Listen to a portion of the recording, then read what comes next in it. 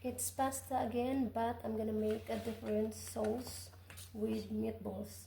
It's new for me, pasta with meatballs. So what we need to do is just fry the meatballs, and after that, just put the sauce. This sauce is ready to made, no hassle, just easy. Just put it in the meatballs, mix it, and after that, put the pasta. That's it. So let's start to cook. My partner really loved this pasta. Even tuna pasta, he liked it.